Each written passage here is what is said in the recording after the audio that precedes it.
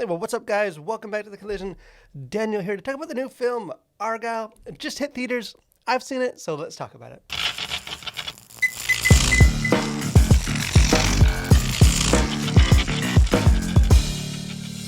So, espionage is all about keeping a low profile, just trying not to draw too much attention to yourself.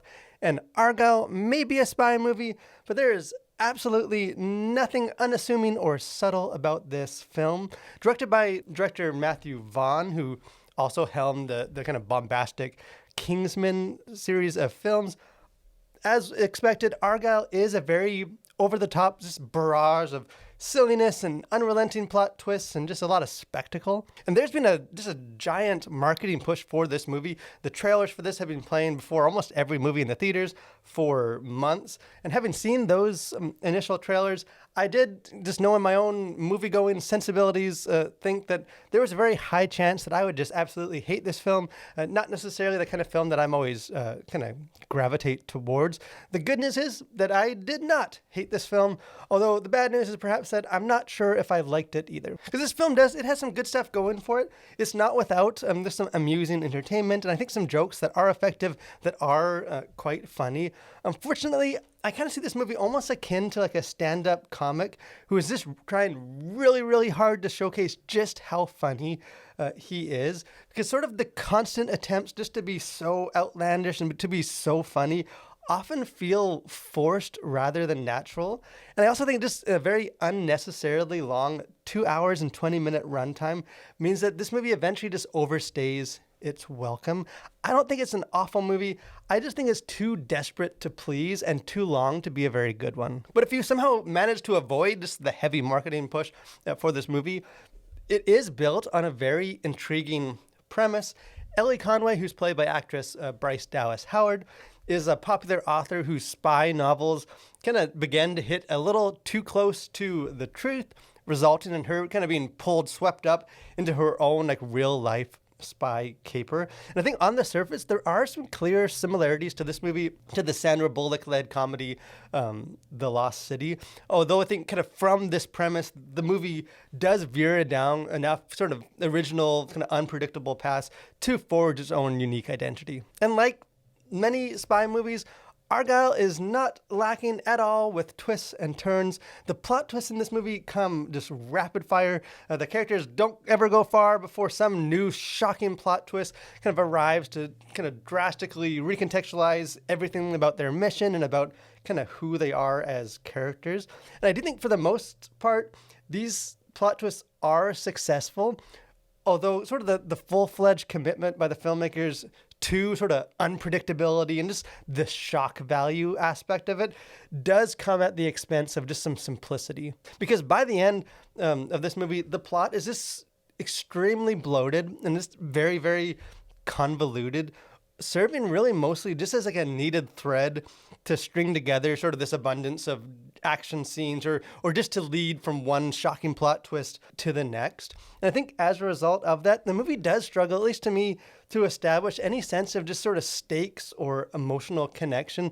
And it is sort of constantly required to sort of halt its forward momentum in order to sort of explain itself and kind of in the aftermath of the last big reveal. But any faults that this movie may have should not be laid at the feet of its very talented and just loaded all-star cast of actors and actresses. Bryce Dallas Howard, like I said, she's kind of the lead in this film, playing Ellie Conway, the spy author. I've always enjoyed her as an actress, and she's good in this, in a role that does sort of require her to showcase drastically quite different aspects of her persona.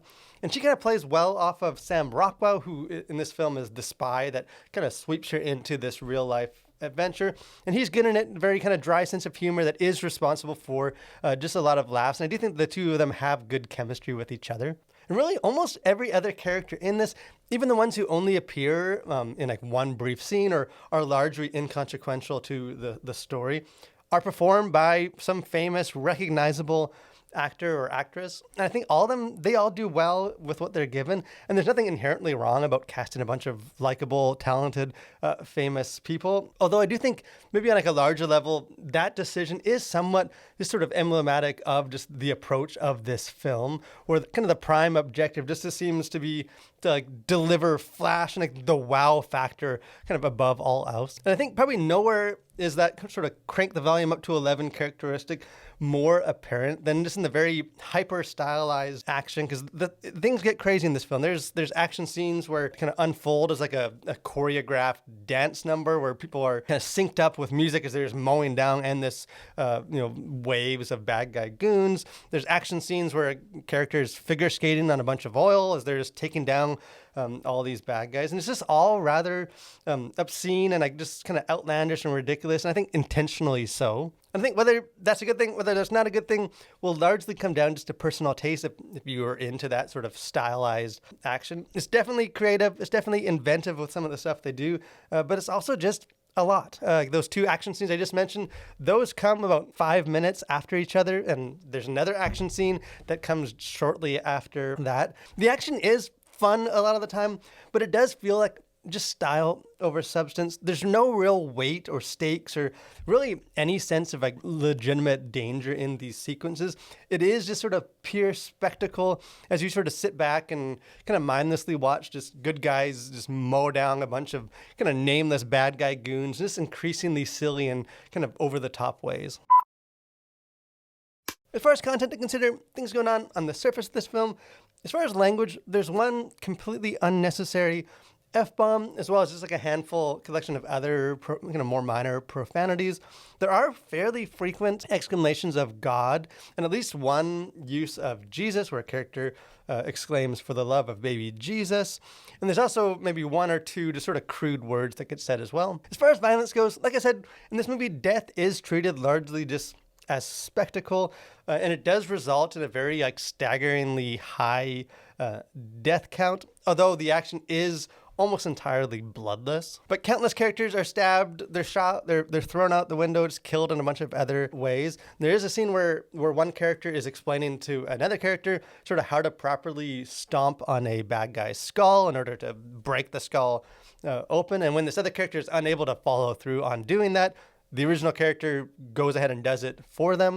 And although you don't see the actual stomping, it's filmed from like the chest up, you do hear like a wet, kind of audible crunch. As far as sexuality, really not a whole lot going on here. There are a few women in this movie that do wear very like extremely low cut dresses. There is some like sensual dancing in a couple scenes.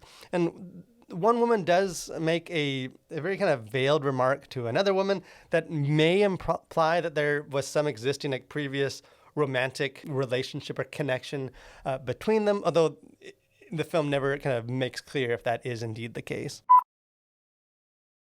As far as themes, things going on kind of beneath the surface of this film, I think for the most part, Argylle is more focused on just sort of delivering, brisking viewers off to the next ridiculous, over-the-top action scene, rather than delving too deep into any kind of like philosophical questions or thought-provoking themes. I think even so, kind of amidst all the, the plot twists and stuff, there is sort of this underlying tension that I did find interesting as characters just sort of question who they truly are and kind of how much control do they actually have in shaping that identity, or are they just sort of predetermined based on their kind of previous past experiences and circumstances? Because there's a scene that takes place in a vineyard where Samuel L. Jackson's character is delivering a monologue about grapes, where he describes that, despite using the same grapes, that sort of the resulting wines from those grapes can have vastly different flavors and kind of characteristics. And he explains that's because the grapes take on sort of the characteristics of their environment, whether it's a warm or a colder climate or sort of the soil. And that speech does serve kind of become like a metaphor for the question of kind of nature versus nurture, with the implication that kind of like grapes, that humans are ultimately just sort of products of their environment and circumstances. And on the one hand, kind of the film does somewhat validate that sentiment, kind of as these characters learn more about their past and sort of the circumstances that get revealed. They do feel trapped and begin to kind of conform to these previous identities and kind of to the expectations of them. But I think ultimately where this film ends is by kind of showcasing that people do have the ability to transcend sort of beyond those circumstances and to change. Because there's an earlier scene in this film where a character is describing his experience climbing a dangerous mountain, and he sort of says, instead of focusing on, the vastness of the mountain above him or the dangerous drop below him, that he was able to kind of get to the top by just focusing kind of narrowly in on, the truth directly in front of him. And kind of like that monologue about the grapes, the speech about the mountain also becomes somewhat of like a metaphor that has like a wider kind of meaning throughout the film. And while Argylle doesn't directly touch in any way upon, spiritual things beyond just the exclamations of God and Jesus, I do think that it does echo some biblical truth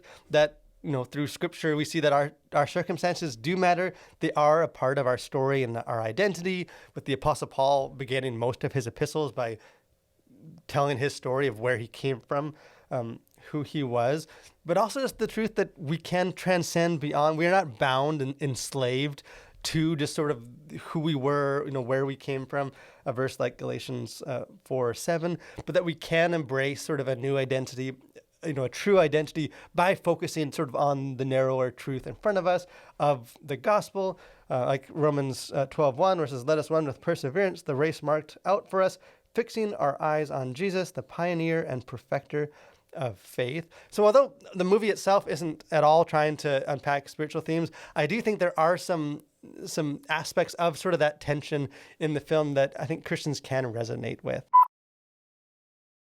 And at the end of this film, there's a character who's sort of like repeating kind of an illogical series of events of one of the recent like big plot twists, and then he exclaims, "That's the dumbest thing I have ever heard." And it's kind of a meta moment in a movie that is filled with a lot of kind of similar self-commentary.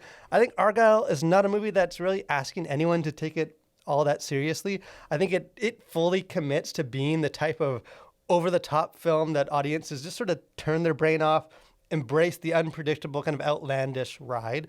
And I think from that perspective, the movie does succeed. There is enough sort of amusing ideas and spectacle to keep the movie from being a failure. And I think people will find things to enjoy with this film. Unfortunately, I just think this movie is never quite as clever as it thinks it is. It does offer a lot of silly fun, but it comes across almost forced to the point of desperation. I think the plot twists and turns are exciting in the moment, but sort of overall, the story gets undone by just a very convoluted script and a narrative that, at least to me, seemed like it dragged on about 20 to 30 minutes too long.